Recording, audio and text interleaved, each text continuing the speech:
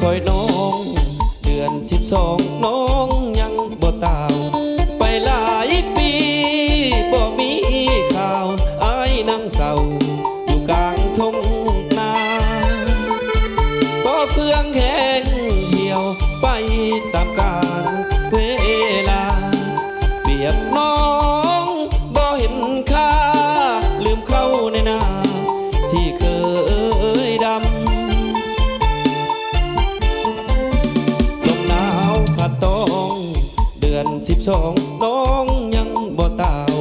อ้ายนั่งกอดหัวเข่าลงคำว่าผู้หญิงใจด